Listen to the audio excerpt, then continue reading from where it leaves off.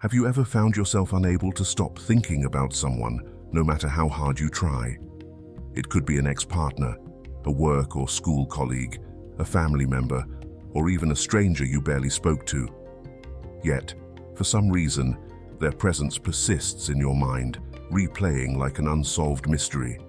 You see them in your thoughts, in your dreams, and even when you close your eyes. But why? Is it fate, a message from the universe, or is something far more profound at play? According to Carl Jung, one of the greatest psychological minds in history, this phenomenon is not about them, it's about you. He believed that when a person occupies your mind persistently, it's not necessarily love, nor is it mere coincidence. Instead, it's a signal from your unconscious mind, trying to reveal something hidden deep within you. So, what is your unconscious mind trying to tell you? What unspoken truths or suppressed emotions are trying to resurface? Today, we'll dive into Jung's groundbreaking insights to uncover why certain people haunt your thoughts and what it truly means. Let's begin. Carl Jung believed that our unconscious, which is buried deep down in our psyche, stores those parts of ourselves that we have denied and suppressed because of external forces, including memories, emotions, and desires that were considered bad or negative. But he also believed that these parts of ourselves do not just disappear when we reject and suppress them. Instead, they become inherent parts of our shadow that continue to influence us in ways we fail to recognize. As the influence keeps getting stronger on our consciousness, it takes the shape of another person, a stranger, or someone we are familiar with, who reflects our deeply denied and unresolved inner world. Jung therefore argued that when you find yourself drawn to someone for reasons you just can't seem to explain, someone who you should have forgotten about long ago, it's not random, and he has a profound explanation for it.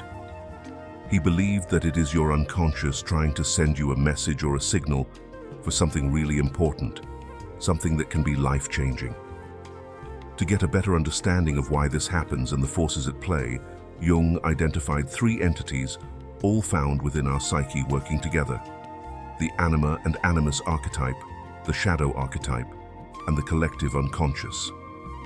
According to Carl Jung, these archetypes are universal patterns found in all of us, which influence our behaviors, desires, and even our destiny.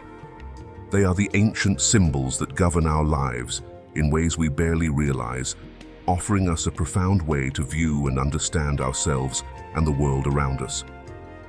Let's take a look at each of these concepts and how Jung believed they manifest in our conscious mind, affecting the decisions and choices we make. The Anima and Animus. The concepts of the Anima and the Animus play a role in understanding the mysterious role a person takes in our consciousness. Carl Jung explained that the Anima and the Animus represent the male and female energies found within us. The Animus is the unconscious masculine aspect found within the female psyche, while the Anima is the unconscious female aspect found within the male psyche. He argued that these inner components work to shape our relationships, manifesting in different ways and affecting how we perceive others and who we are drawn to. When you are constantly thinking about someone in your conscious mind, it's possible the reason is because they mirror an aspect of your own psyche waiting to be embraced and integrated. It may be because they possess qualities that you are attracted to but have not yet integrated into yourself, or they reflect aspects of yourself that you considered unacceptable that you have denied and buried deep down. Jung argued that when you find yourself deeply preoccupied with thoughts of someone, it's not necessarily because of something about them that attracted you. Instead, it could be a sign that they were reflecting something your unconscious is craving for, like success, confidence, and freedom. It can also be an unresolved issue buried deep in the unconscious realm, like past painful experiences or insecurities that you have not yet confronted. The next entity that Jung identified is the shadow. The shadow. Jung viewed the shadow as an entity that holds the darker parts of ourselves that we have hidden away. They are the parts of ourselves that we have denied and rejected for a long time, including our unspoken desires, fears, and abilities that were considered to be negative by society. But how is this connected to why we find ourselves constantly thinking about someone? He argued that when you constantly think about someone, it might be because they portrayed a certain kind of behavior or emotion that served as a trigger to something unresolved in you. More often than not, these individuals reflect something in us that we have been suppressing, which we need to confront and integrate in our consciousness. This can be something we deeply desire, like an achievement or a form of success, or even some of our deepest fears that have not yet confronted. When an individual portrays these characters, it triggers our unconscious and consequently our shadow, which makes our conscious mind fixated on that particular person. But it's not just doing that for nothing. When that happens, our unconscious is sending us a message or a signal that we rarely understand. This brings us to the third of Jung's three concepts, the idea of the collective unconscious. The collective unconscious. The collective unconscious is an entity that exists beyond our individual experiences and interconnects all of humanity. Jung saw it as a deeper level of consciousness that is expressed through universal patterns and symbols that have been passed down from one generation to another. He called these symbols the archetypes. With these archetypes, the collective unconscious shapes our sense of identity, beliefs, and even our instincts. The collective unconscious exists beyond our personal experiences. It is more of a universal psychological footprint that is shared amongst humanity. Jung therefore argued that when a person occupies your thoughts, it may not be because of what lies in your shadow or any other personal connection. It can also be a representation of something far greater, something that is not just about you. That person can be a symbol for an archetype embedded deeply in your psyche, which can be connected to universal themes of unresolved destiny. The attachments we feel towards something are shaped by these strong psychological forces, but we need to understand them in order to appreciate the messages they carry. Understanding them gives us freedom and a sense of clarity. But how can we do that? How can we begin to decode and understand these unconscious messages? And how do we break free from these emotional attachments? As we dive deeper, we will uncover the mechanisms of the mind, including why some emotional connections we experience feel more powerful than others, and why some people become fixated in our minds long after they have gone, or long after we have separated from them. But becoming aware of how our mind works and why all this is happening is not enough. We will also explore how we can transform this awareness into a powerful tool for our personal growth. Once you understand why you constantly find yourself thinking about someone, you will no longer let it control you. You will learn how to take control of your mind and decide who is worth residing in it. The truth is, there is no such thing as random thoughts. Our mind is designed to operate in patterns, and when we find our mind constantly getting fixated on someone, it is often because there is an unresolved issue, something in you that you have been ignoring, which demands for your attention. But what is the secret that makes some people reside in our thoughts, even after they are long gone, while others seem to just perish without us even realizing it, even if we spent more time with them? The answer to this question lies in how our brains are designed to form emotional attachments. Let's take a look at it from the perspective of neuroscience. Neuroscientists have been able to prove that the memories we form, especially those connected with strong experiences and emotions, create neural pathways that can become deeply fixed in us over time. Every time we remember and think about someone, these neural connections become strengthened, which makes it easier for that person to keep returning to our mind constantly.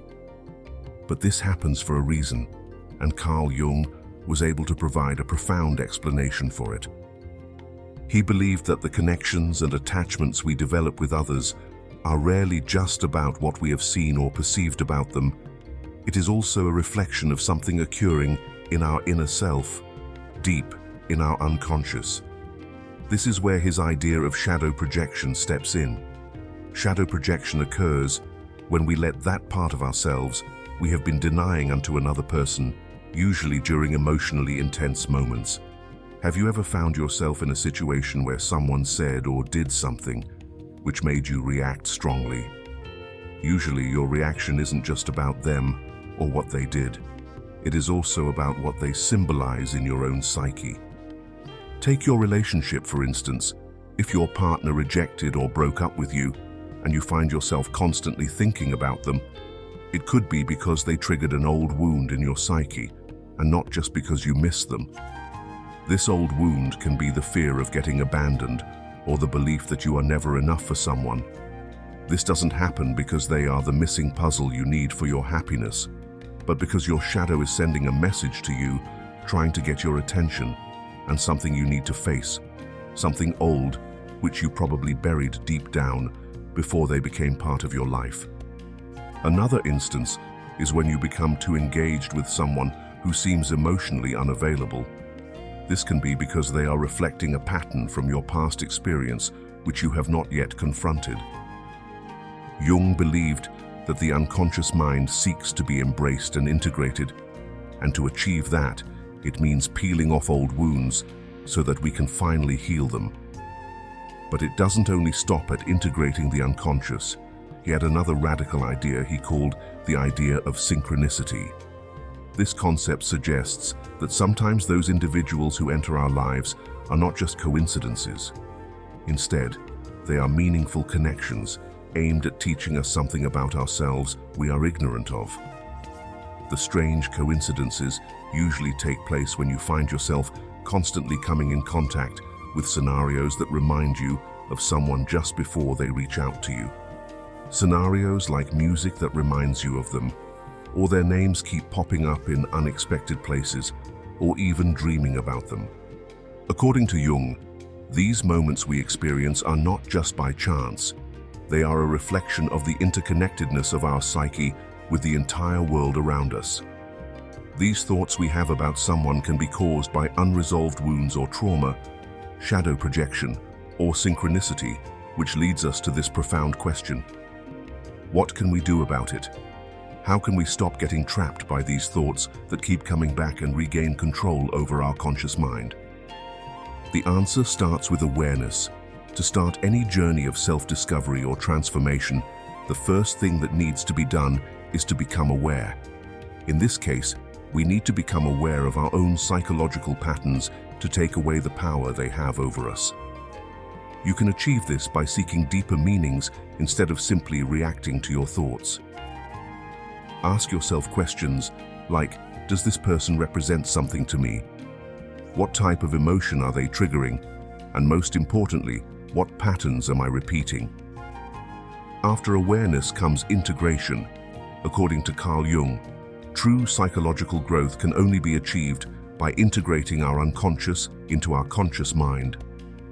When you find yourself fixated on thinking about someone, that could be a sign of an unresolved fear, unhealed trauma, or a desire you have ignored asking to be acknowledged and confronted. Instead of denying and resisting these thoughts like you are used to, try to explore them, reflect on them, write about them, and try to uncover the secret or dark truth they reveal about your inner world. The final and most powerful step is detachment, but it doesn't mean suppressing and rejecting your thoughts or forcing yourself to forget them, because that's not productive. True detachment is only possible when you understand that your thoughts are messages, not commands, when you understand that you are not what your thoughts call you to be, when you become fully aware of the reason behind why you are always thinking about someone, you gain the power to let go, and it's not because you are forcing yourself to, but because your need to hold on to the thoughts of that person is no longer there. This leads us to a more crucial insight, a final revelation, and the most powerful of all that can change how you perceive your thoughts and attachments. Have you ever struggled to remove someone from your mind and stop thinking about them? You know how hard and exhausting it can be. It feels like they have become a permanent residence in your mind, popping up at random, unexpected moments, invading your peace, and triggering emotions you don't have control over. But here is the truth. These recurring thoughts are not happening to you. Rather, they are happening for you. They are signals or messengers sent by your unconscious from deep down in your psyche to guide you towards something deeper within yourself. Jung believed that every feeling, every thought, and every persistent memory we have of someone or something has a deeper meaning. Nothing is random in the human psyche. When we constantly think about someone, it is not because they have reserved a magical power over us. It is because our unconscious is using them as a tool or symbol to send a message about something unresolved within us. And the moment we understand what that is, we can begin to break free from the chains that have been holding us. Let's discuss another important concept. Before the final revelation, Jung called it the emotional loop. Our brain is designed to seek closure, especially when dealing with emotional connections. But when an emotional experience is left unresolved, our mind becomes fixated on it, searching for an answer or sense of completion. This is why often when people leave us with unfinished conversations, unresolved emotions, or even unanswered questions, they tend to occupy our thoughts the longest. Consider yourself, for instance. Have you noticed that those people who have the power to occupy your mind the most are mostly the ones with whom you have unfinished business with? Maybe it is an unresolved emotion because the relationship ended unexpectedly, or because they represented something you never got to experience fully. This makes them become fixated in your mind because your unconscious is seeking to finish what was left unfinished or unresolved. But this can only be achieved through the process of individuation, by integrating all the parts of ourselves, both the good and the bad, the known and the unknown. Until we are able to integrate what this person represents, our mind will continue to revisit the memories we have with them, because there is something in our shadow that needs to be acknowledged and embraced. Now, how do we break from constantly thinking about someone? The first step is to recognize that our thoughts are not about the person we are thinking of. Rather, they are about what that person symbolizes in us. So, instead of directing your questions toward why you can't stop thinking about them, you should ask what they represent. Is it a symbol of love, security, freedom, or something you feel you don't have? The second step involves bringing closure to yourself by yourself. Most individuals believe that closure can only come from an external source, that the other person involved needs to come back and apologize or explain what they did and why they did it. But Jung's insight uncovered something far more profound about closure. He argued that closure is an internal process that you do on your own. Your inner peace isn't found in someone else. It is found in you. And one way to discover it is through symbolic closure. But what does that mean? Symbolic closure means orchestrating an activity that will give you the closure you need. You can perform a ritual that represents letting go of that person, write a letter you will never send, or even have an imaginary conversation. Our unconscious mind is designed to respond to symbolism, so creating our own moment of closure can be an incredible tool in breaking the cycle. The final and most powerful step is to shift your focus inward. Instead of dedicating lots of your energy into thinking about this person, you should redirect that energy into understanding yourself and who you are.